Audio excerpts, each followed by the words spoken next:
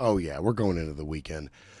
We are going into the weekend. This has been a very fast week, and we have been focused on Minneapolis for very good reason, I feel. And we're gonna start the show again by highlighting injustice. That's what we promised to do.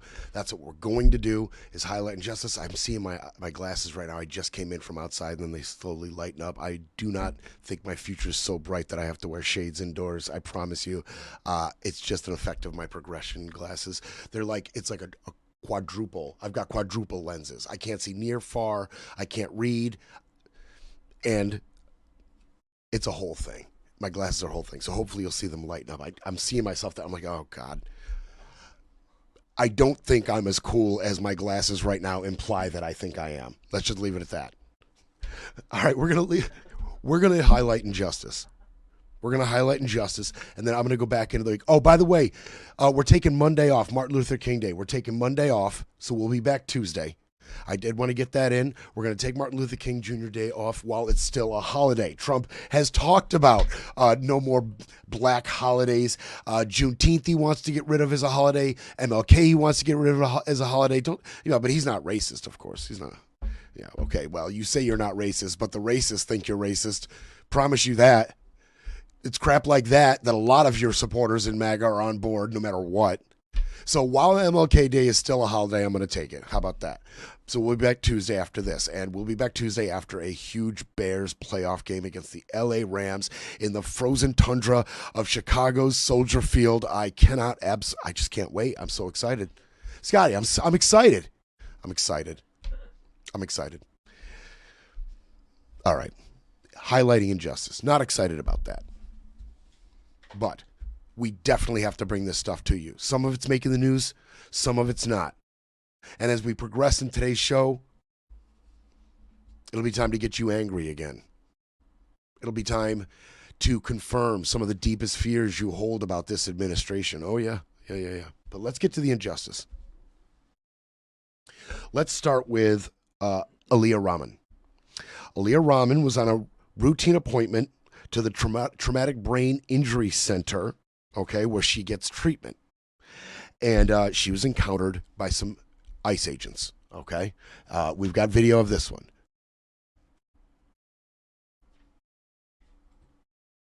Does this one have sound? Yeah. All right.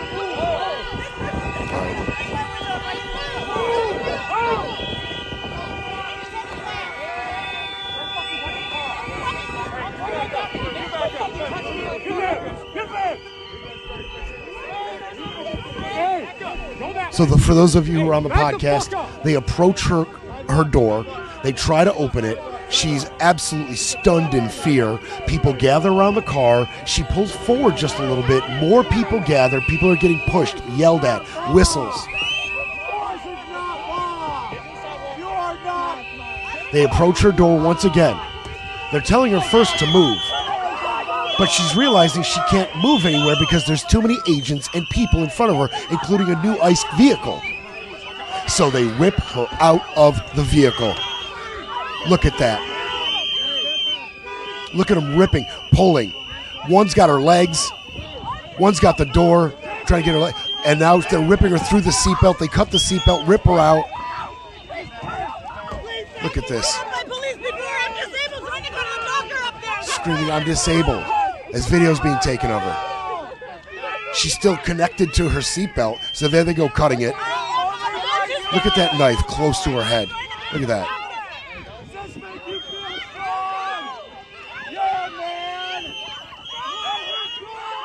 Unbelievable. This is your duty! Why don't you help that woman? Help that woman! Why don't you help someone? Look at this scene play out. A disabled woman trying to get to her appointment at the Traumatic Brain Injury Center to treat her disabilities when she is surrounded, swarmed by ICE agents, given a command that she had no ability to follow. Now they're taking her car. She's gone, her car's gone.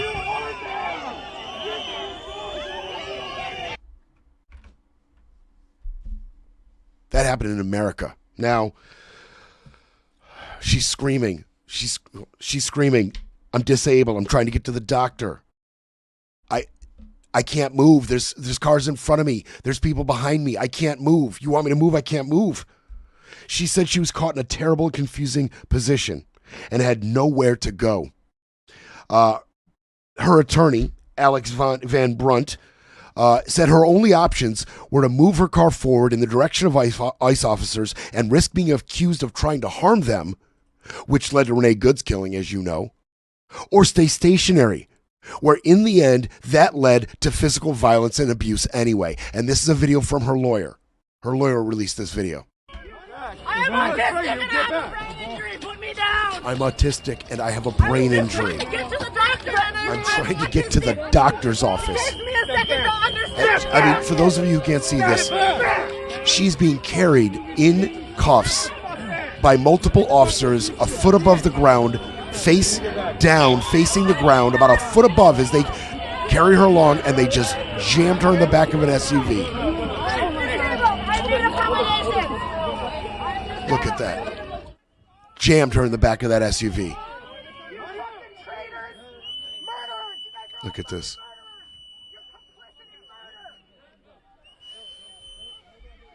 Aaliyah Rahman.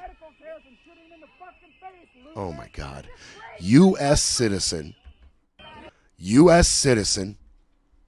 Aaliyah Rahman,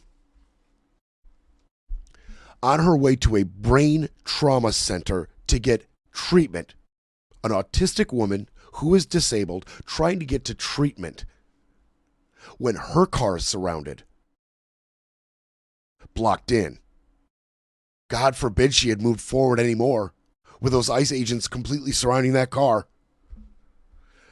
Even in the face of what we just saw, I think we can all agree she made the right decision by staying where she was, even though she was accosted, dragged out of her vehicle, cut out of her vehicle, with a knife hovering just inches above her eye and her head, cuffed, detained, dragged along, jammed in the back of a vehicle. In the face of all that, I think we can all agree she made the right decision.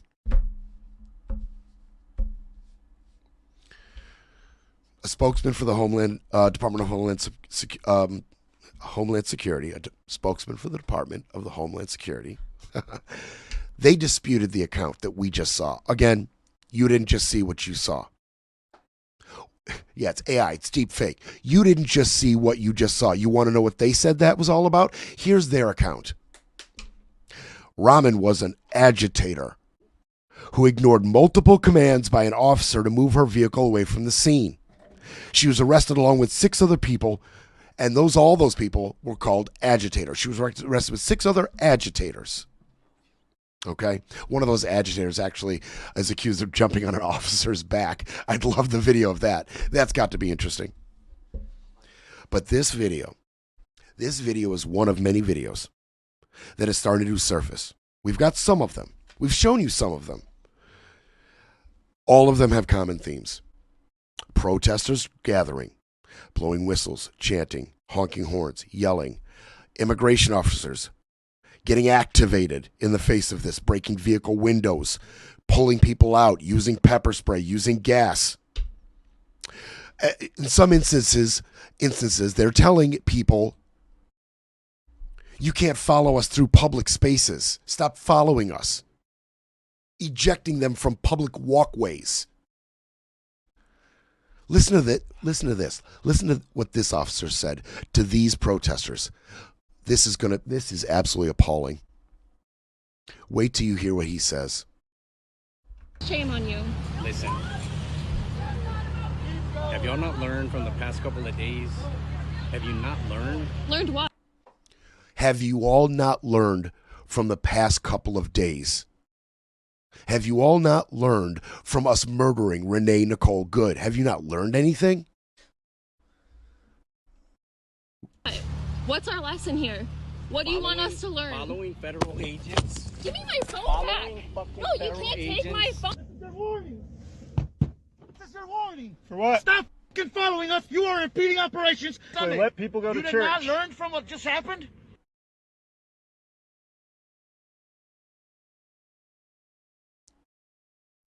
There's Aaliyah Rahman. Photos of her being dragged along. Yo! ICE agents pushing people off public spaces. I don't pose a Just walked up and ICE bear officers maced. approached my vehicle, boxed me in with their vehicles, and all 5 of them forcibly removed me from my car, threw me to the ground, which is where I got some of the road rash on my face. And I was detained at the Whipple Detention Center for approximately 10 hours yesterday. I came across an ICE agent. They were turning onto a major highway, and as they were turning, I had a walk signal on and started crossing the street. And when I wasn't moving as quickly as they would like, both the driver and passenger jumped out of the car, and they pulled weapons on us while they were driving, I might add. Not even pulled over, and fired rubber bullets. Okay, let's keep the tally straight. As I get attacked for being hyperbolic or a panicking when I bring up authoritarian themes, dictator themes, when I mentioned the Gestapo the other day. But let's just be straight. Let's assume for a second that we all understand we just saw what we saw just in that short little montage. And we've all seen what happened to Renee Nicole Good. And we've seen these videos. Aaliyah Rahman now. The videos at Target.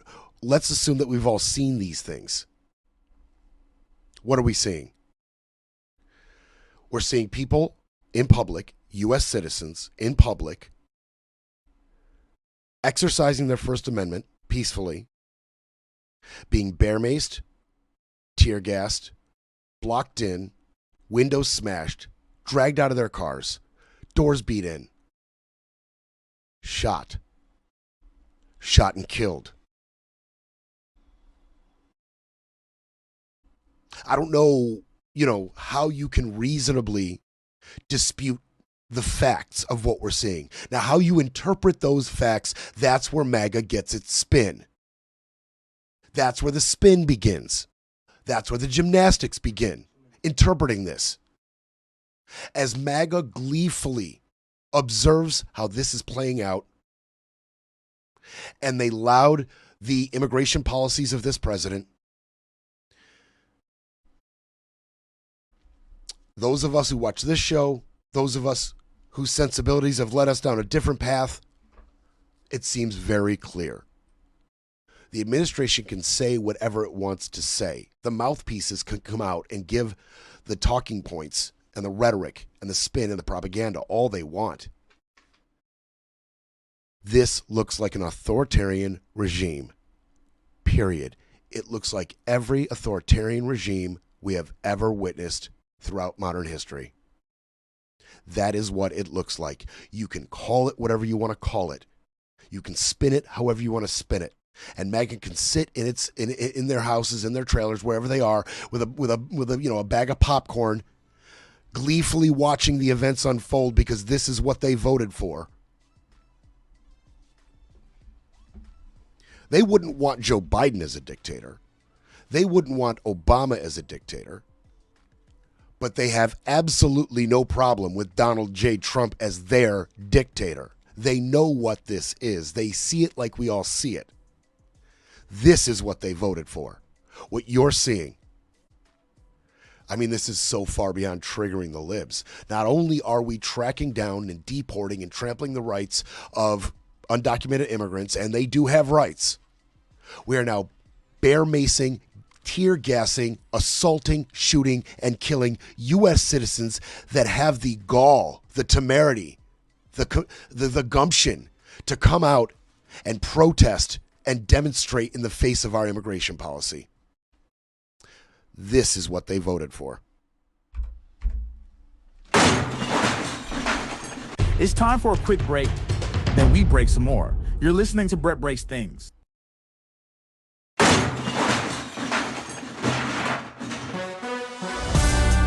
Now back to Brett Breaks Things, smashing spin, silencing the noise, and keeping it all facts, no fluff. Aaliyah Rahman said, "I felt lucky to be alive." She said, "Masked agents dragged me from my car, bound me like an animal, even after I told them I'm disabled. Forget being a U.S. citizen." She told them, "I'm disabled. I'm trying to get to my medical appointment." They didn't care about any of that. She repeatedly asked for a doctor But instead of being taken to a doctor after she was detained and dragged off film, they took her straight to a detention center. And she didn't see a doctor till she passed out in the holding cell.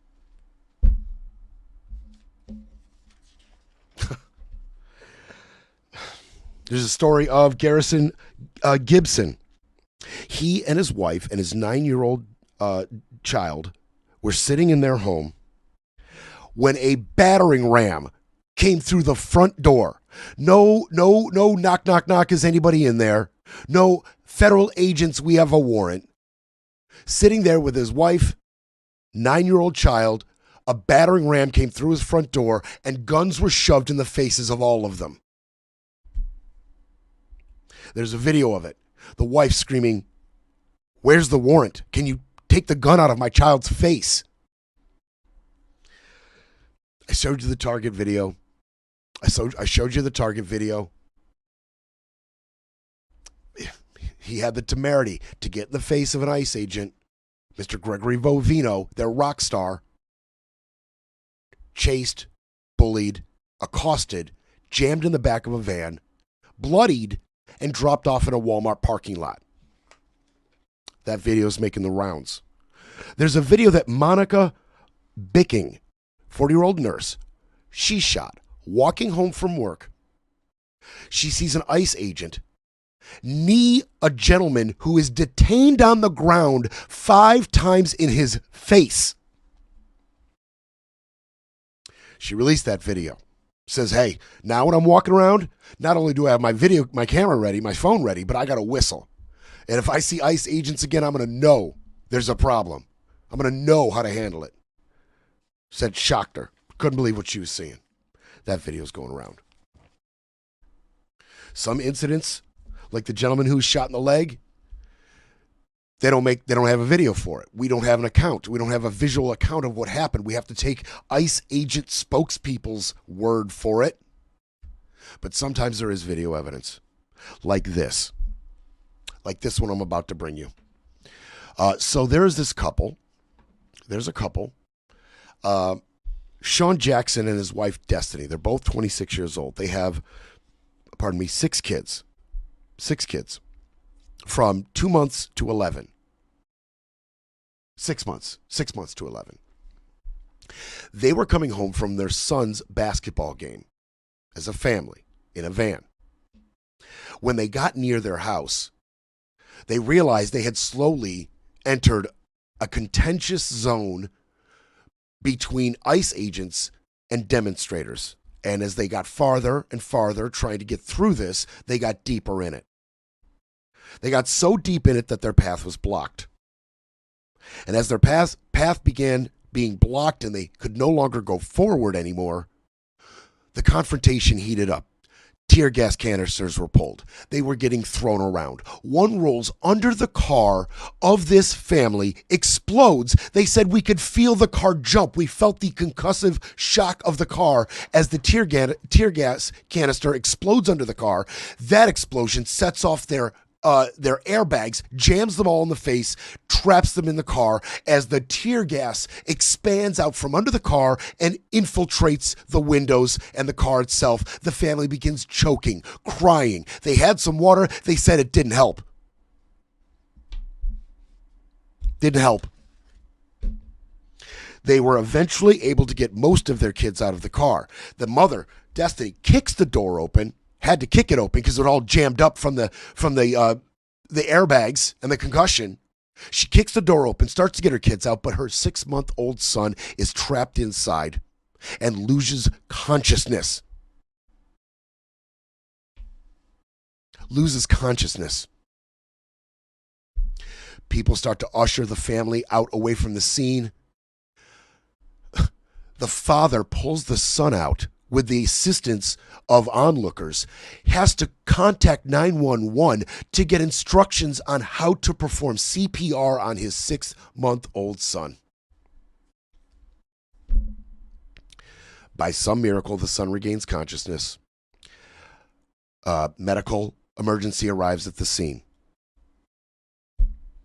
These are U.S. citizens trying to go home after their son's basketball game.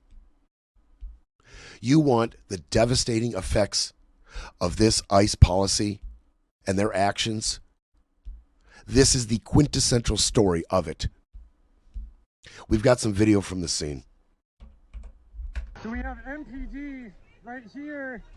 They just were guiding EMS into the house. This is the vehicle that the man that I talked to said that he had taken and put his kids into to get them out of the neighborhood. And ICE started throwing flashbangs and tear gas under the vehicle. And he said that his 6-month-old stopped breathing, and now he's inside the house with EMS. My car. It's not even fuck the car. My kid. Inside? Yes. The ambulance is bringing my newborn out the house because he can't breathe. How long? 6 months. And the fucking officer, I told him I was trying to leave. It was. We got a better video of what he said to the reporters. Hold on, here's that. Officers threw flashbangs and tear gas in my car, and made I got 6 kids in the car. Lord, my 6-month-old can't even breathe. My 2-year-old then flipped out the damn car. This was flipped over. My car filled with tear gas. I'm trying to pull my kid out the car. I'm telling the officer I need ambulance.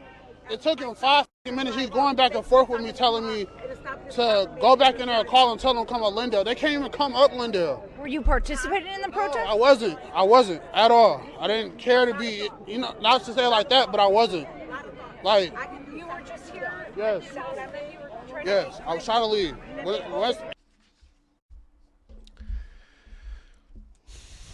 I don't know how you feel about. I mean, this hit me hard. This one hit me hard.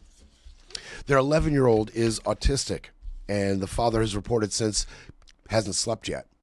Can't stop obsessing about what happened. Can't fall asleep because he's in fear every night. Though, I mean, that families, their lives will never be the same. This is an experience that's going to stay with them. How do you think those children are going to feel about law enforcement going forward? How many lives have been absolutely demolished by this immigration policy? And as I've been starting to report here on this show, it's not just about immigration anymore. ICE is becoming a cancer in this country that is metastasizing and enveloping other agencies and drawing upon the resources of the government in a mission that is morphing and growing and encompassing areas that ICE should not, be involved in. That the DHS should not be involved in at all. I talked about those leaked documents detailing some of their operations. One of them being Operation Fleur-de-Lis, where the whole thing is focused on disrupting criminal organizations in New Orleans. That whole operations memo, none of it talks about immigration or the border at all. Not one mention of undocumenteds or the border. Nothing. Just disrupting criminal organizations. Operations talking about co-opting law enforcement for purposes of tracking, identification, traffic stops.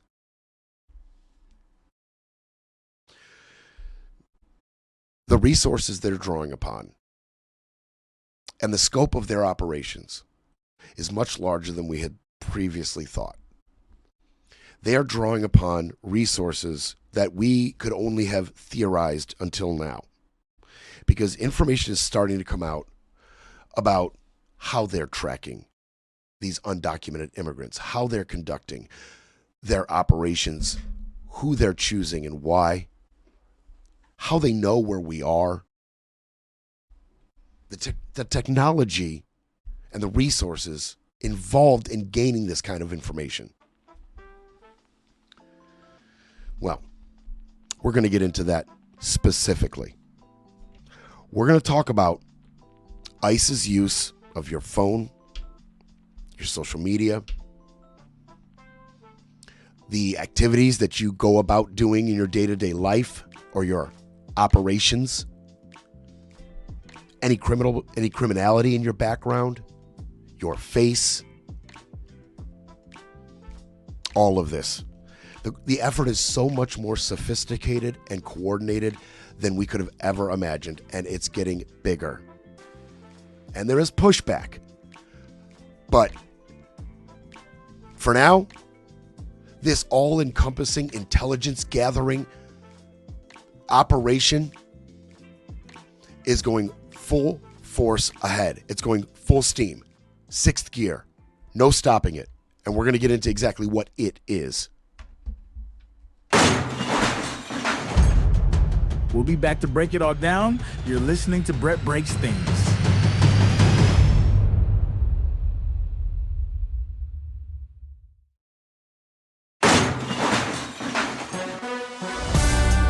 Breaking news, breaking rules, breaking through. Back to Brett Breaks Things.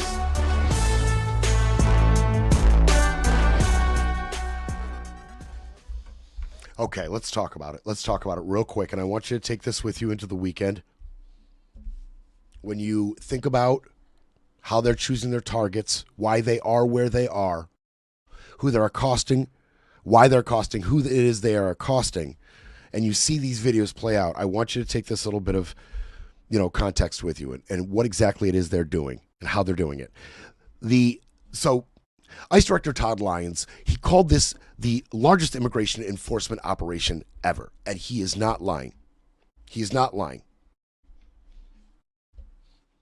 First, let's talk about 2 programs that ICE is using. One is called Tangles, the other one's called WebBlock. Okay? And these 2 programs in conjunction are used to track the cell phone activity of entire neighborhoods and monitor people over social media and all of their internet data. Okay? Flat out. Tangles is a social media monitoring tool, and it gives a kind of an all-in-one solution for following people online. It aggregates every single bit of your online activity, forms conclusions, points to things. It can be used, this type of technology is used a lot to, send ads our way. We already know that. But this is a much more sophisticated version of those programs, and it aggregates every single thing you do online or in social media. And then it takes that data and it cross-references it with the AI portion of this tool that kind of assumes or sums up your online sentiment, what it is you're writing.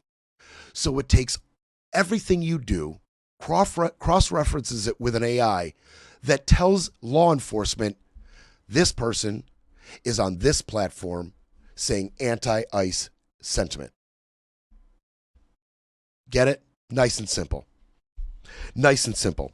And that is in conjunction, like I said, with WebBlock, which is location tracking AI software. And how do they get location tracking done?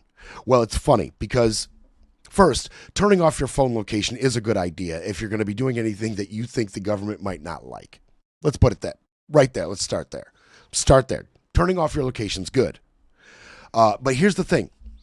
They don't get your location necessarily from, the telecoms data or the big telecommunication companies' data. They don't get it from AT&T or Verizon or T-Mobile, right? They don't get your tracking. They don't track your location through the companies that provide your service. Oddly enough, they track your location through ads. Ads. Yeah.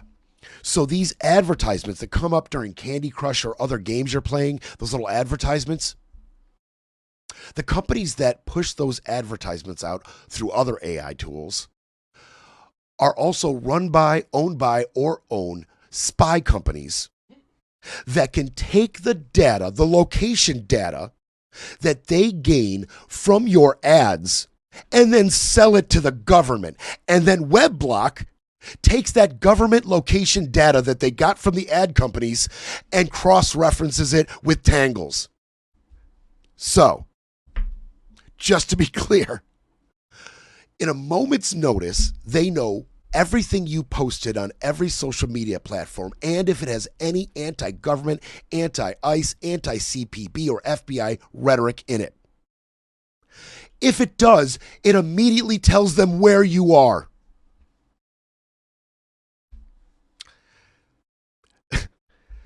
Somebody said to me, I swear to God, somebody said to me just a few days ago that does watch the show, they said, man, I keep thinking about 1984.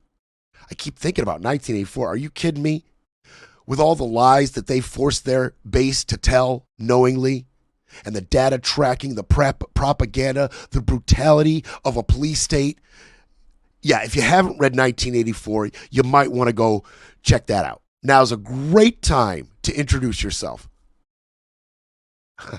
Orwell was a very intelligent dude. 1984, along with Animal Farm, and the dude literally saw the future. Did he not? It's really uncanny. I digress. How could you not logistically start thinking about these things? So the Wall Street Journal reported on some of this prior. This is from NPR News, Minnesota. What is it? People's Reporting or something like that. NPR from Minnesota. Yeah. Minnesota Public Radio. Thank you, Scotty. But they reference a Wall Street Journal report that got into this. And, they don't know exactly how prolific and widespread the use of these tools are. They don't know exactly, but they know that it has been used to catch people that ICE wants to catch. That's the whole gist of the system. And it is being used by other parts of DHS at the border. Now, it doesn't stop there. Because the data that they collect from Tangles and WebBlock, who you are, what you've been saying, and where you are right now, they take that data and they enter it into ELITE. Oh yeah, ELITE, another one of those fun acronyms, stands for Enhanced Leads Identification and Targeting for Enforcement. ELITE. This is an AI tool developed by Palantir. Palantir, didn't we hear from them? Yeah, Palantir, they were the AI company. They are Trump's chosen AI company that has embedded itself in defense contracts, embedded itself in our intelligence gathering community. And there was a huge initiative buried in the One Big Beautiful Bill to give them complete access to all of our data, be the one above all AI company, not just to protect us, of course, and you and your children, but to get your data, keep your data, cross-reference your data. This is Peter Thiel's Palantir. Peter Thiel. J.D. Vance's overseer. Right? His sponsor. We would not be saying J.D. Vance's name as much as we do if it wasn't for Peter Thiel. So, and I'm going to digress just a second. One person I got in an argument with online, he was a friendly, and he kept saying, they're not going to have elections. They're not going to have elections. He's going to do something to stop elections. And that's a theory I've floated. That's a theory I've floated with you and in my personal life. But I said to him, I think more likely they will adjust the elections as they see fit and pave the way for a J.D. Vance presidency. That is what this is setting up for. I told you about the high elite populist movement meetings with J.D. Vance and others in Colorado talking about a future after Trump and who's going to be leading that future. If Peter Thiel has his way, the AI companies, Silicon Valley, the big boys, if they have their way, this gravy train will continue to run along its course with J.D. Vance at the helm. Peter Thiel, who is embedded in our defense, our technology, and gathering our information. Peter Thiel's ELITE AI. This is the overarching tool that they are using to pursue undocumented immigrants. They take the information from telegrams and Weblog. They feed it into Elite with other sources, like sources from HHS and CPB, all encompassing any resources the U.S. government has on data collection of documented, undocumented, and U.S. citizens all go into Elite. All of them. Let me give you an idea of what this looks like. Elite's geospatial leading tab, okay? Geospatial leads. That's a big part of what this does. Geospatial leads. Leads for detainments, leads on possible detainees using geospatial technology and information. Okay? It lets them see on a map, and one person, we're going to hear from a person named JB, who had to testify in connection with one particular operation that went south. He testified on this. He was only identified as JB in the court, but we're going to hear from JB quite a bit. But he says it lets ICE see people it potentially wants to detain on a map interface. He says it looks like Google Maps. And it's based on various criteria, such as any biographical information they have on you that might raise red flags, your ID, your location, your operations. What have you been doing? Because they are tracking these things, and criminality. And so this map comes up and all these little dots come up with anybody who raises any red flags on any of these fronts all over this map. And then they look at the map and all these numbers come up. Numbers like, what's the percentage chance that this person that we're looking at right here at this address actually lives there? What's the percentage chance that they are a potential detainee? What's the percentage chance that anybody they live with may also be a potential detainee? Then they go wider and they look at the area around and they see if there are any such related dots near that dot. Well, if the numbers match up just right, not perfect. Nothing's perfect, as JB will tell you. Not perfect. But if the numbers match up just right with high enough percentages and a close enough contingency of similar dots, well, we get to send our stormtroopers in. We just got to get a sign off from our boss. That looks good enough to me. Go get them all.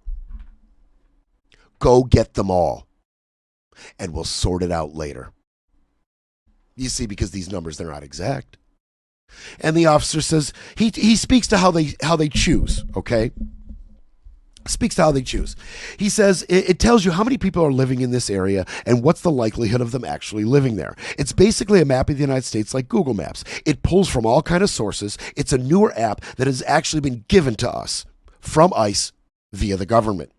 You're going to go to a more dense population than if there, so he says if there's a 10% likelihood on somebody's dot, you're not going to go there. You're just not going to bother. But if there's a much higher percentage on a dot for possibility to be detained, you're going to go there more often. And if there's more dots like him, we're going to go there more often than not, even higher priority with multiple dots around there, and we'll just get them all. He admits to this. He calls them target-rich areas. Target-rich areas. So they bring up their map. They take a look at the numbers, they circle an area, they highlight it for target rich, and they send in the stormtroopers. What does this look like? Okay. What does this look like? I'm going to give you an example of what this looks like. In October, there was a target rich area identified in Woodburn. So they sent the stormtroopers who crept close to the area, waiting for a perfect time to strike. And then they descended on a apartment complex. One of the people they descended on was a 45-year-old woman, U.S. citizen, busted her out of her vehicle, pulled her out. They arrested 30 people that day. When they busted her out, they grabbed her, they pulled her out, and they jammed her face into a facial recognition app on their phone called Fortify. Fortify told them there's a good chance she's an undocumented immigrant. And away she goes, along with 30 others, all because the app confirmed it. That's what your rights have boiled down to. An app telling an ICE agent, do you deserve civil rights or not?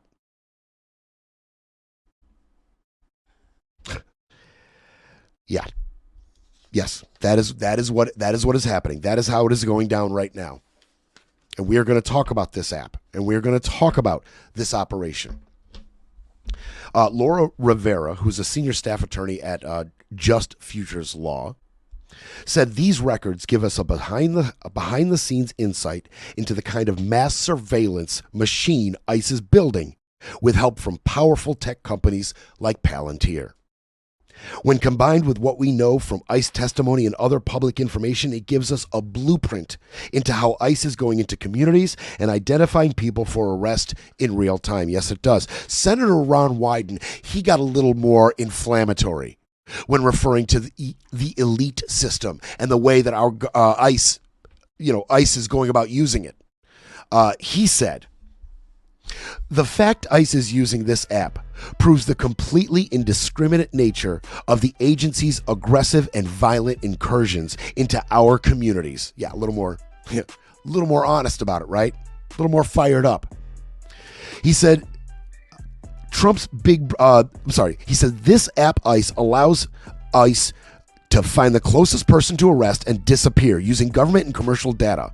With the help from Palantir and Trump's Big Brother database, it makes a mockery of the idea that ICE is trying to make our community safer. Rather, agents are reportedly picking people to deport from our country the same way you choose a nearby coffee shop. That's honest rhetoric about it.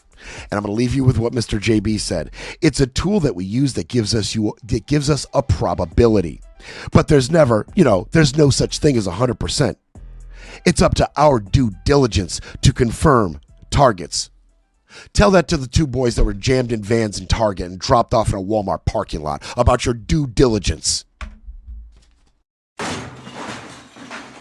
Breaking politics, breaking narratives, breaking news. But first, we need a coffee break.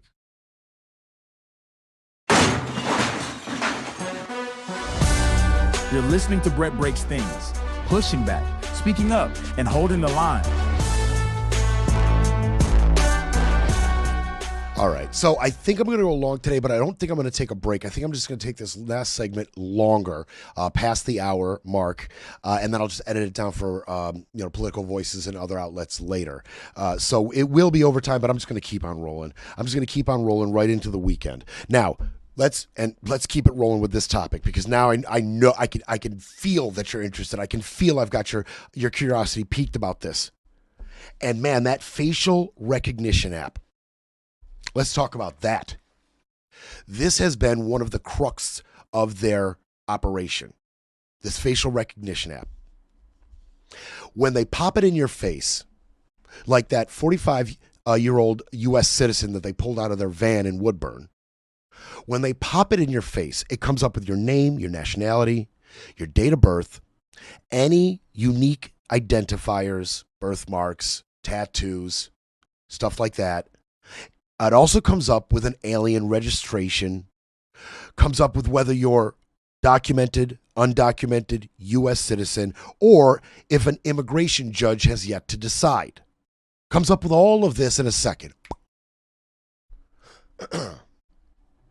Well, ICE agents have been instructed and have been trusting what the app tells them. The app, again, is called Mobile Fortify. They have been instructed to, and they are, trusting the mobile app Fortify over people handing them their birth certificates or their passports or their papers.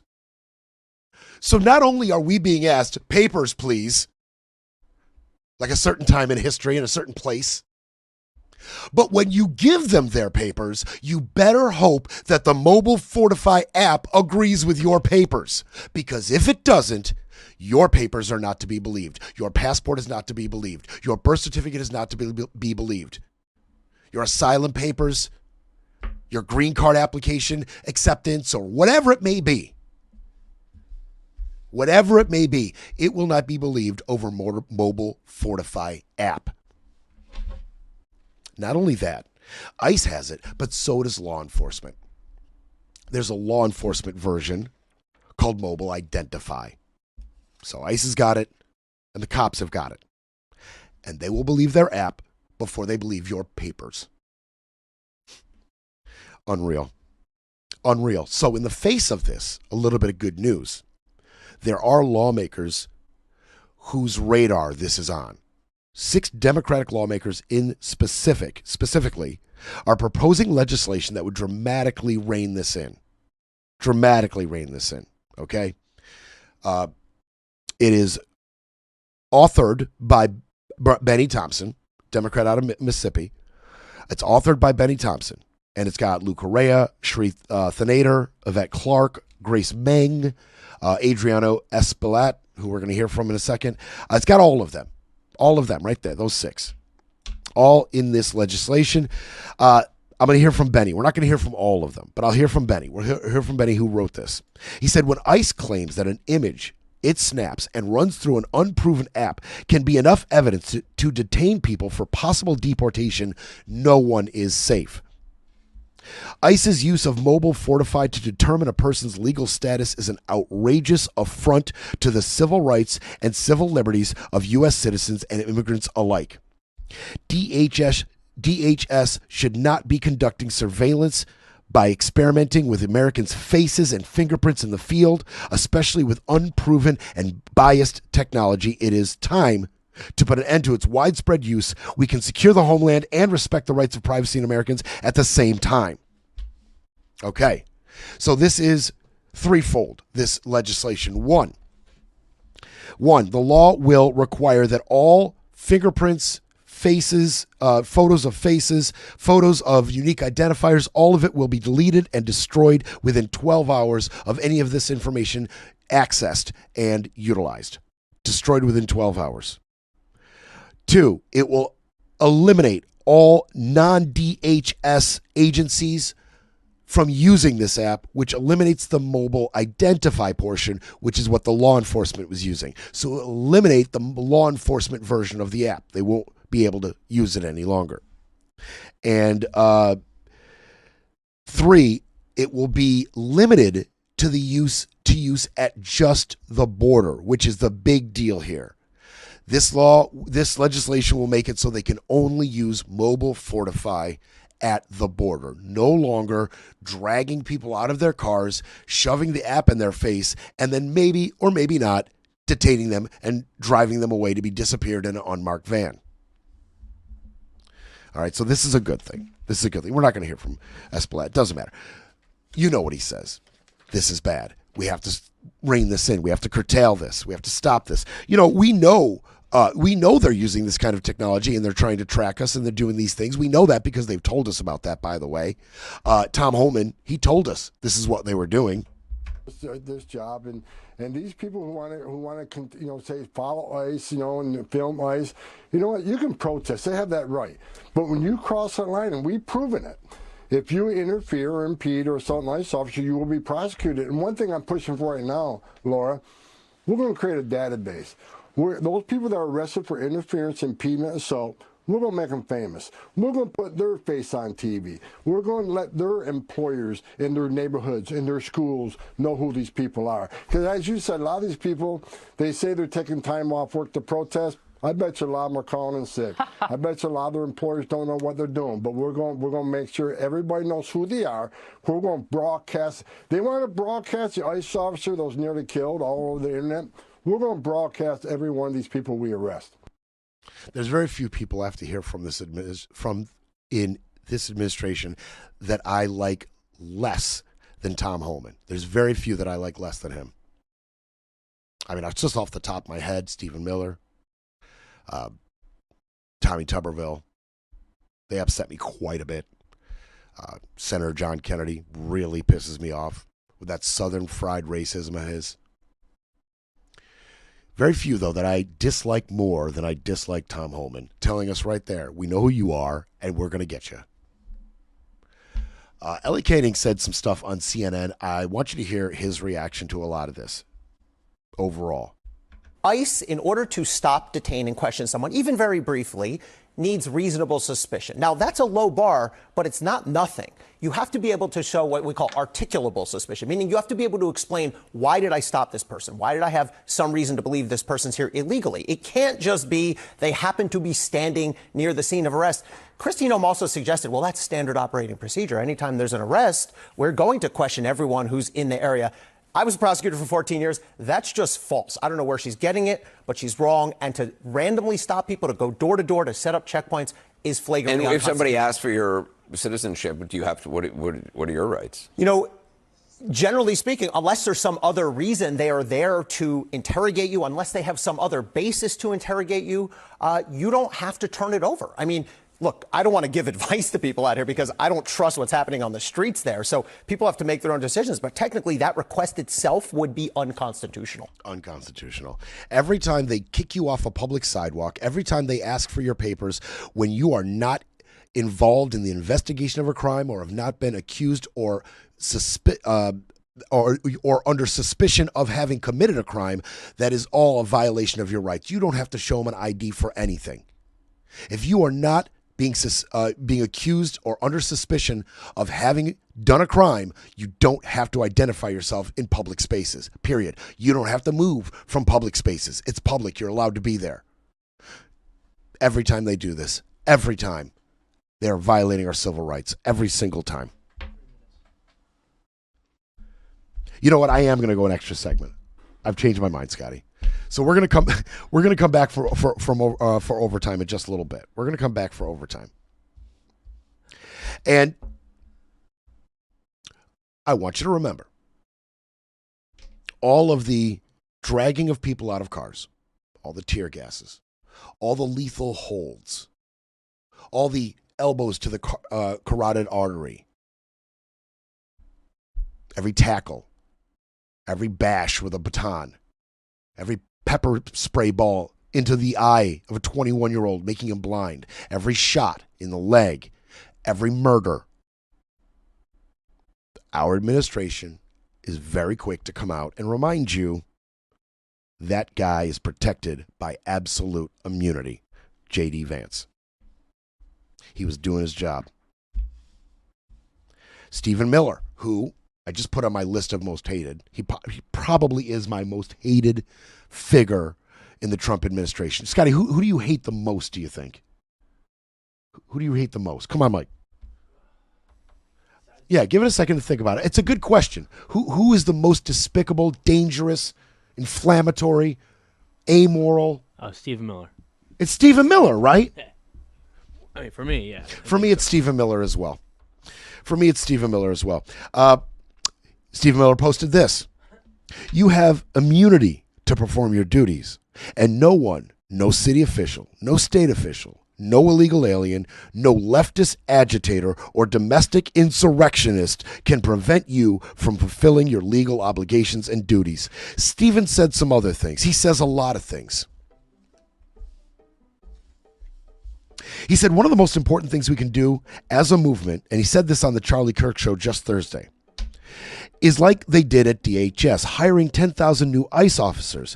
In so doing that, you are hiring 10,000 new pro-American patriots, 10,000 people who love their country and believe in a country and believe in the rule of law. He said there's a desperate need to do the same kind of project at the DOJ. We need young patriots with law degrees to choose a career in the Department of Justice. Young patriots, pro-Americans. From the guy who talked about the violent fifth column in reference to fascists in Spain. You say you're not a fascist, but the fascists think you're fascist.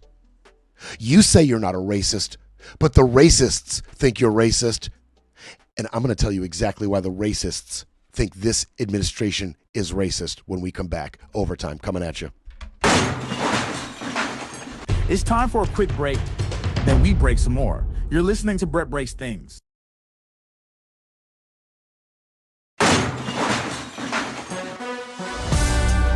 You're back with Brett Breaks Things, because silence isn't an option.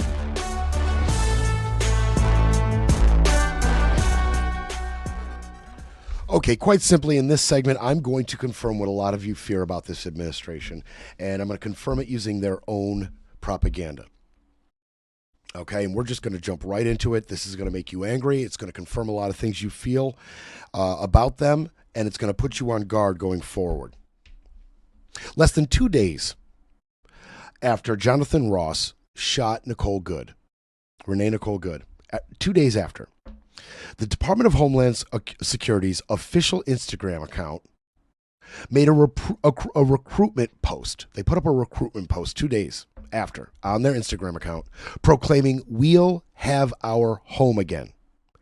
And they attached a song of the same name, "We'll Have Our Home Again." They attached a song by the Pine Tree Riots. The Pine Tree Riots is a very popular neo-Nazi group. Very popular. The track itself features lines about reclaiming our home by blood or sweat, which is also language used by white nationalists repeatedly. "We'll have our home again," posted on a DHS Instagram account. Let me tell you about "We'll Have Our Home Again." Let me tell you about this song.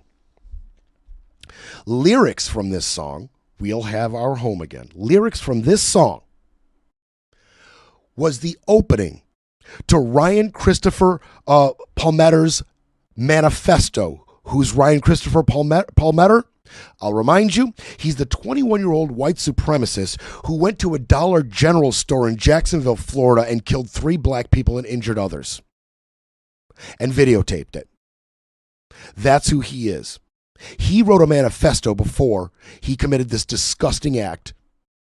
And the opening lines of the manifesto were the lyrics of "We'll Have Our Home Again." Let me tell you a little bit about this song. It was originally written by a group called the Männerbund. The Männerbund. Early 19th century in Germany. This was a male-only militaristic group that was obsessed with German mythology, social Darwinism. They were racist, they were anti-liberal, and anti-women. And "We'll Have Our Home Again" was a chant with some lyrics that they used to chant. But the Männerbund didn't just chant it. You see, the Männerbund was the group that was the inception for what's called Germany's Völkisch movement. So the Männerbund, who came up with "We'll Have Our Home Again," eventually went on to morph into the Völkisch movement. What's the Völkisch movement? It was a movement of German nationalists. They were ethnocultural, and they were the ones who laid the groundwork for Nazism. They were a philosophical father, shall we say, for Nazism. Roots in the Männerbund and the Völkisch movement, those are the roots that Nazism grew from. Okay? And they were obsessed with blood and ancestry, this Völkisch movement. They were obsessed with blood ancestry, shared cultural language, and a connection to their homeland. In association with anti-women, anti-liberal, social Darwinism. Yeah. Yep. "We'll Have Our Home Again" has found a second life with today's neo-Nazis and white nationalists. It has circulated videos of it, videos associated with it. The song itself has been reposted, circulated thousands and thousands of times across YouTube and other social media platforms, including many, many far-right circles. And the members of the Proud Boys have been recorded chanting, "By God, we'll have our home again," at all sorts of rallies, like in North Carolina just recently. Or Northern California, rather, just recently. Recorded chanting, "We'll have our home again. By God, we'll have our home again." You say you're not racist, but the racists think you're racist.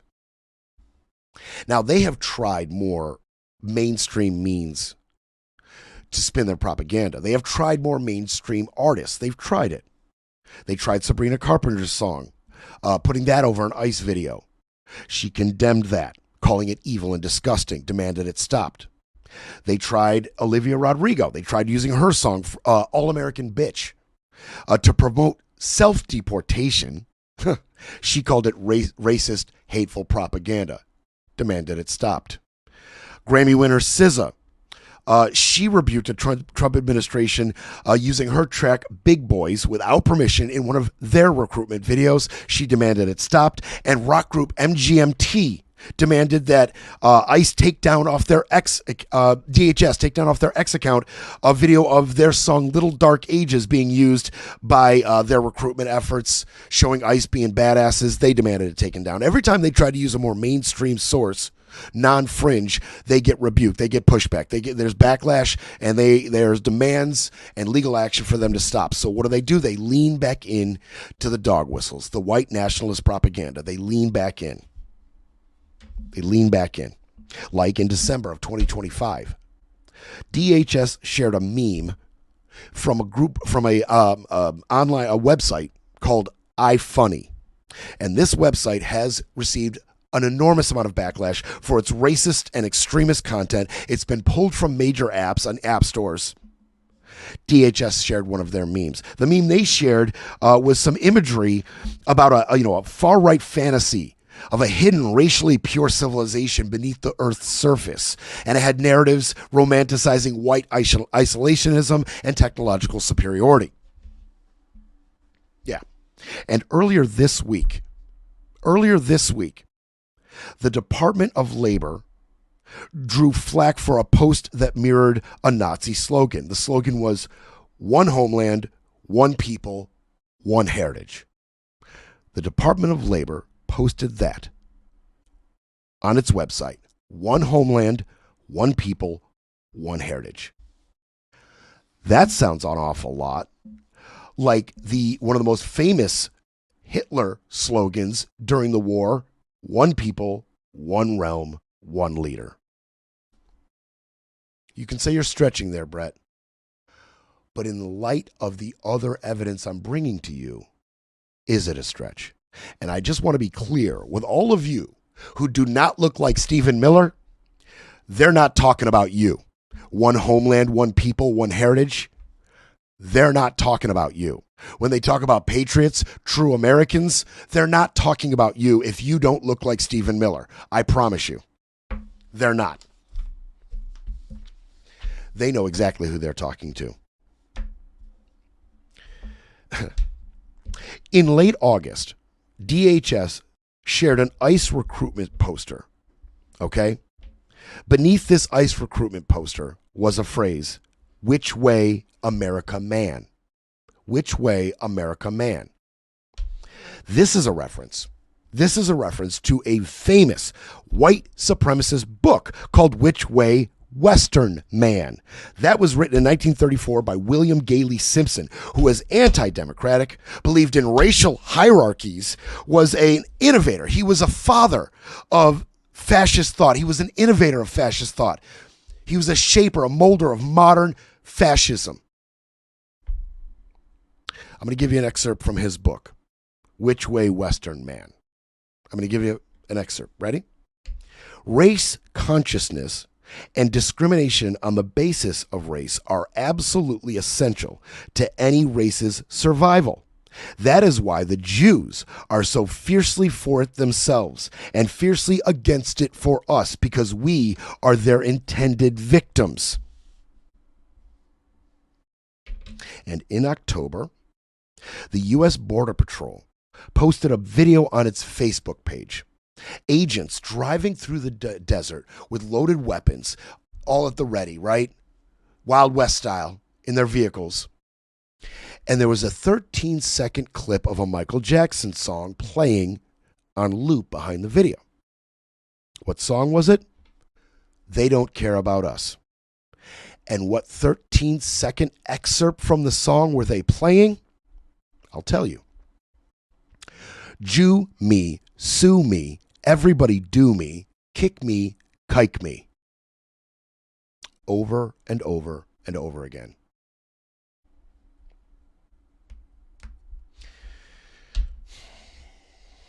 One ICE recruitment poster suggested that they aim to return the country to its condition in 1943 and implored ICE recruits to, quote, defend your culture.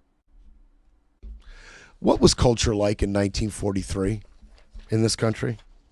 I don't know, how many of us were there? I wasn't, but obviously, but I think we've got enough documentation to know what the racial tension status of our country was in 1943. That's where they want to go back to. Employing ICE recruits to defend their culture. Not their border, not their laws, their culture. Defend their culture. Now, get ready for more of this, okay? Get ready for more of this because DHS has turbocharged its recruitment efforts and its propaganda. What they are calling, quote, their wartime recruitment effort. DHS saying they have a wartime recruitment effort to hire more ICE agents and spin more propaganda.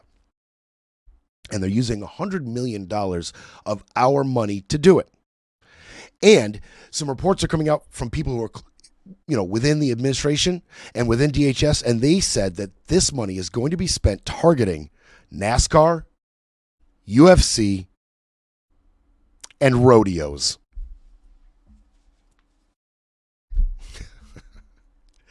I don't really need to expound much on that.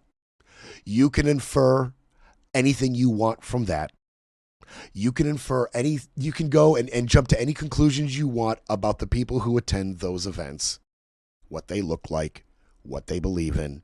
I don't need to sit here and tell you what to think. But the facts remain. They're spending $100 million more using white nationalist and neo-Nazi tropes like this to target UFC, rodeo, and NASCAR. Do you think they know their audience? Do you think they know who they're talking to? From the outside looking in, you might say, well, Brett, first of all, you're being ridiculous, right? You're being a panicking. You're just making connections where connections don't exist. And then you've got people who just totally don't get the references that are being made. Maybe they don't watch a Brett Breaks Things or Nicole Sandler or one of these other shows to have somebody kind of look through this stuff and then go ahead and reference it to the periods of time that they are admiring, right? Sometimes they don't have references like that. And they read things like that, they see things like that, and they blow right past it. But the truth of the matter is they know exactly who they're talking to. I thought this person, Cynthia Mills Idris, who is the director of the Polarization and Extremism Research and Innovation Lab at America University. It's a mouthful. She said something and she nailed it. She bullseyed it. Ready? The thing with coded language is that it creates a one plausibility deniability. And you don't really need to know, and you don't really know for sure that it's intentional. And even if it is intentional, the majority of people who look at it aren't going to know the code. But those who do know the code would be likely to feel more comfortable and welcome in the government and perhaps more likely to apply for ICE jobs. There it is. If you don't get it or you don't believe it, it's not for you. If you do get it, then you know you've got friendlies at ICE. That's the point. Trigger the libs is fun. That's the point. That's the point. And also, I want to talk about one other term. I'm just going to talk about a couple more things here. I want to talk about one other thing that we're going to be seeing going forward. It's a term called remigration. Remigration, okay? Remigration. The New York Times had an interview with Trump, and he pointed out, the New York Times reporter did, he said, you only are advocating for immigrants from, South Africa, the Afrikaners who are white, and you're only encouraging immigrants from Scandinavian nations who are white. Are you trying to make the country all white? And to that, Trump said, no, I just want people that love our country. It's very simple. I want people that love our country. I want people that respect our country, respect the laws of our country. I want people that can embrace our country, okay? He says this while he strips the citizenship from Somalians or rescinds protected status from people who come from all minority or all black or all brown nations, right? You come from one of those bleep hole nations that he hates so much, you're going to get your temporary status rescinded, okay? You're going to get your citizenship stripped. But on the back end, white South Afrikaners, please come. Scandinavian, people from whatever, Denmark, Sweden, please come. Well, Denmark, their reputation in Denmark right now isn't great, but you get the idea. Scandinavians, please come. This is called remigration. Remigration. And remigration started in nationalist Europe and has its roots in Nazi ideology, and it directly refers to ethnic cleansing. And to prove it to you that this is the plan and this is what they're doing, and that they recognize remigration, the U.S. State Department has created the Office of Remigration. Brand new office. The Office of Remigration. I'm going to end you with this. I'm going to leave you with this into the weekend, as we are sitting here confirming that they are who you think they are. One of those they. A guy named James Joseph Rodden. I'm going to bring you a little tale. I'm going to spin you a little tale real quick, and then we're going to let you get into the weekend. James Joseph Rodden was an Immigration and Customs Enforcement ICE Assistant Chief Counsel. He acted as a prosecutor in ICE immigration cases in an immigration court in Dallas. Okay? He operates a white supremacist X account called Glomar Responder. The account has 17,000 followers and routinely posts hateful, racist, fascist, xenophobic rhetoric like America is a white nation, or migrants are all criminals, or they're very popular, all blacks are foreign to my people. These were very popular posts by Glomar Responder and James Joseph Rodden. Okay. So, The Observer initially posted a story about him. Okay. And when the story was posted about him, Congressman Mark Vesey, who is a representative in the Dallas area, got real pissed, sent letters to ICE and the Department of Homeland Security about this guy, right after The Observer did a story on him. Vesey got pissed. Now, he received a response from ICE at the time. I want to make sure I get this straight, hence the pause. He received a response from ICE at the time, a response to his letters about Mr. Rodden.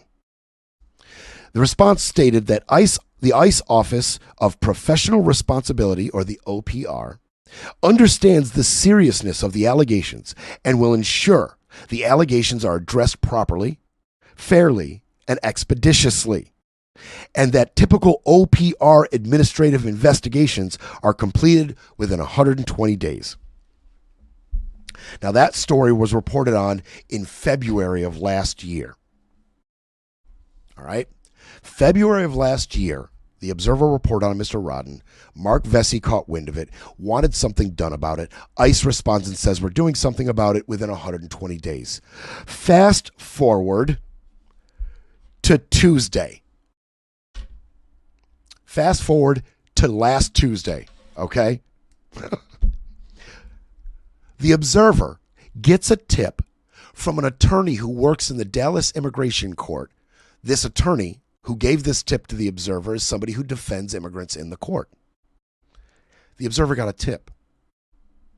So the Observer goes to the courtroom that was mentioned in the tip. It was the courtroom of Judge Dietrich H. Sims. Okay? And the reporter for the Observer, Stephen Manicelli, went to that courtroom before the day's hearings began, before the court began its hearings, began its business. And the reporter, Mr. Minneapolis, opened a door to the courtroom and saw Rodden sitting right there at the prosecutor's desk, working in the Dallas Immigration Court as a prosecutor still. Now, when he walked in, somebody caught wind of what was happening, or somebody noticed that it was a reporter possibly, and they immediately told him, you can't be here, you got to get out. So this observer reporter, Mr. Monticelli, he goes outside the court and he waits, and he caught pictures of Rodden walking out of the courtroom that day wearing an official ICE prosecutor badge. Still working, still prosecuting. ICE didn't respond to comment. DHS didn't respond to comment. Just know that Glossmer Responder, Rodden's website, his X account, it's been set to private and it's still active, however. It's still active. How do we know it's still active? Because on September 28th, 2025, somebody wrote a question to Glomar Responder. The question was, can anyone point to me exactly where America started going downhill? Glomar Responder immediately responded to that question saying, November 6th, 1860, the date that President Abraham Lincoln, the president whose administration ended slavery, was elected. That guy, protected still by ICE, working still for ICE. ICE did nothing about it. That's their kind of lawyer. Those are the lawyers that Stephen Miller was talking about. The pro-America lawyers. The ones the DOJ needs to be finding. These kind of lawyers. Ones that run X accounts that post racist, xenophobic tropes and questions and articles. Just so you know, Mark Vesey, the one who had demanded accountability in last February, he got wind of this as well. He got wind of the new Observer report. Oh yeah. It was brought to his attention that he was completely ignored. He said, quote, I will not let this go unnoticed. White supremacists should not hold positions of authority in our justice system, and I will do everything in my power to ensure that Rodden is held accountable. Let's see it. Let's see it, Mr. Vesey, because I would really like that person to be held accountable. That is absolutely disgusting and disgraceful and the hallmark of this ICE agency. Enjoy your weekend. I will see you kids Tuesday. Go Bears.